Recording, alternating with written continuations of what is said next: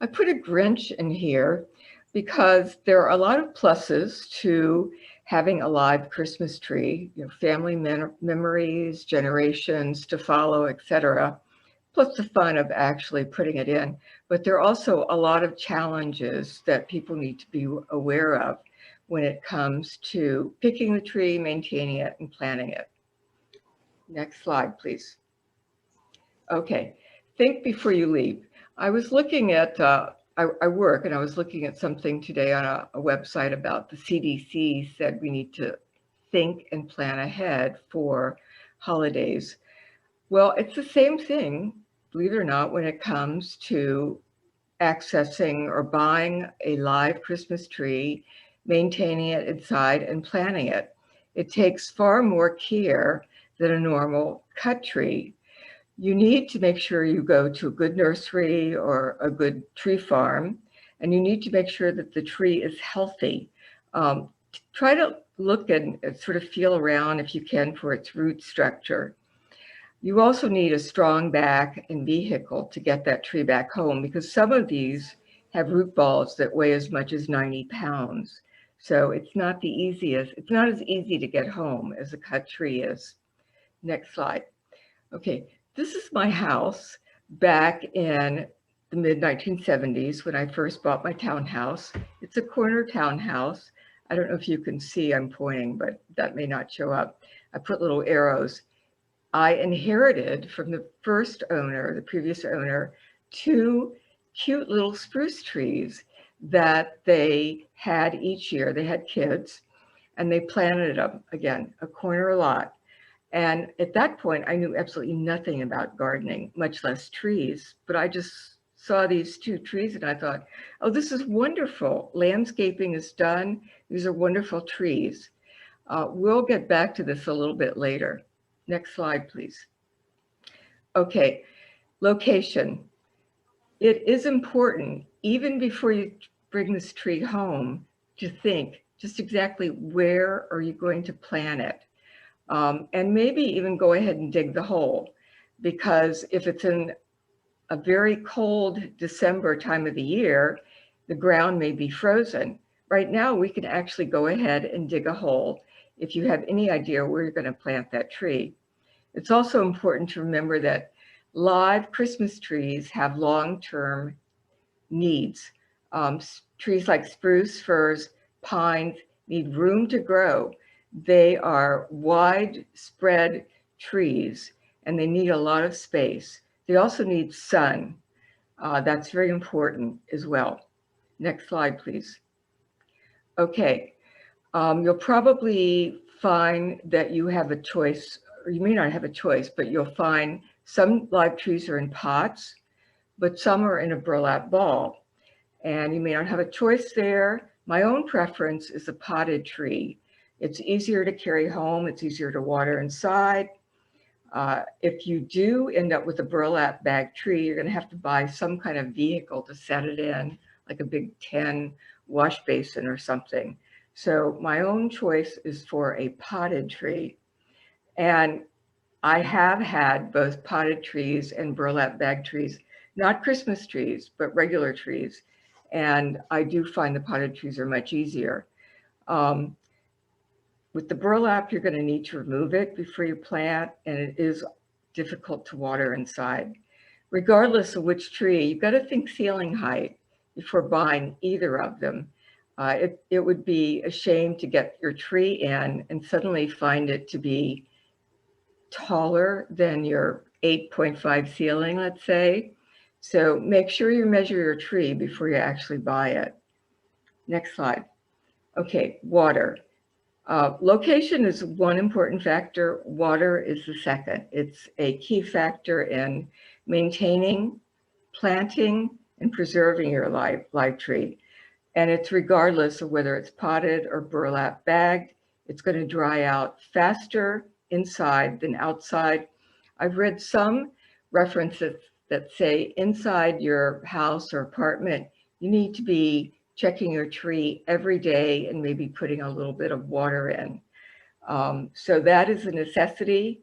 Remember, you're bringing your tree from what is presumably a cold outside into a warm inside. So water is going to be extremely important. Next slide, please. Okay, let's talk about planting the tree. Your trees are going to be under stress, particularly a live tree. It's been living outside. It's not used to warm conditions inside. It's going to think, oh, this is spring. So it's going to try to grow. And that's going to definitely put it under stress. You want to make sure that you keep your tree inside away from hot vents, fireplaces, any place that it can become too warm. Next slide, please. We're somewhat at an advantage in this area as compared to, let's say, the Northeast or the northern states. Even though it is getting colder, we have a better opportunity to dig the hole in the winter or early winter than a lot of places in our country do. It's still not an ideal time for putting live trees in the cold ground. But as I said, this issue may not be as much of an issue for us. I've read some articles that say after digging the hole, put leaves in it, or you could even put mulch in it to keep it somewhat warm. So this is part of the planning and thinking ahead when it comes to having a live tree. Next slide, please. Okay, this is the actual planting. You've had it inside for no longer than 1 week. That is pretty much the furthest you can get in terms of keeping your tree inside. If you purchase it beforehand, if you've got a garage to keep it in or something outside, that's fine. Keep it out there and keep it watered. Some nurseries will also hold it for you, but you should not keep it inside for longer than 1 week. When you get time to take it outside and start planting it, don't just pick it up by the top of the tree. You've got to handle it carefully. Again, it's been inside, so it's a little bit stressed out. So you've got to remove it by the root ball. You need to loosen the soil around the roots because it's going to be very tight and compacted. You should be digging a hole that's almost a foot in depth for the average tree, let's say a 5 foot tall live tree. And the diameter needs to be twice that of the root ball. So you could be digging something that's anywhere from 3 to 4 feet in terms of diameter. So again, muscle is important.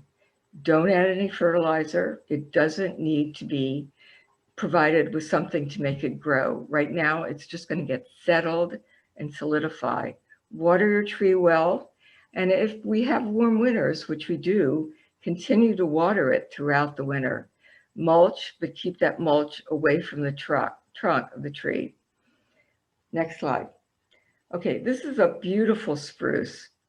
And again, spruces can grow as tall as 90 feet if they have ideal conditions. And yes, they're majestic. And look at the spread, the diameter of a spruce that's given ideal conditions. So it's not necessarily something you're going to want in your front yard. You need space for a tree like this. Next slide, please. Okay, we looked at my 2 spruces from the mid-1970s when I first moved into my townhouse. I've continued to live in it a long time. Well, you'll see in 2003, the front of my house is almost blocked. I spent a lot of time and a lot of money trying to preserve these spruces, having them professionally pruned. They had to be pruned at the top of my house because they were growing over it, trying to keep the width of them within reason. I finally started limbing them up from the bottom because they were causing so much shade. But I really love these trees. The birds love them. They were great in winter to protect the birds. Next slide, please. Okay, just to finish that up, the first spruce in the previous slide was a blue spruce. It had to come out in 2003. it was being crowded out by the green spruce, so I had to have it cut down. Taking spruces down is not cheap, I got to tell you. The second spruce lasted until 2019. I had to take it down in the summer, and I asked the arborist what happened. In just 2 months' time, it died. And he said the roots were probably compacted. That tree had grown to probably 75 feet, taller than my house. And it had been fine until we had a drought in 2019. And again, the roots had probably become compacted on the side of the house there. So if you want your tree to be there for generations, you need to really do some thinking about it. If you've got the space for it, fantastic. Go ahead and plant it. But I also thought, if this were me again, and I wanted a live Christmas tree, I would start to think outside of the box. And I included here a photo of an emerald arborvitae, which grows to be about 15 feet tall, 2.5 feet wide maximum. It's a very slow grower. Another possibility might be a hinoki cypress. It doesn't grow more than 12 feet, and you can vary the height of them depending on where you buy it from. Great little trees. They look like Christmas trees, in fact, so they would be quite cute in your home or your apartment as a Christmas tree. But I challenge people not to think about having a large spruce tree that has a lot of needs, and think about something that really is smaller and more conducive to small yards or small yards like a townhouse. Next tree, please.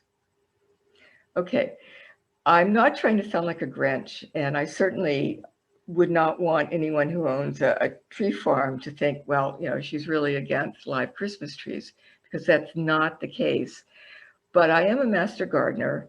I've had experience with 2 spruce trees that I loved, both of them, and I cared for them and I had to take care of them.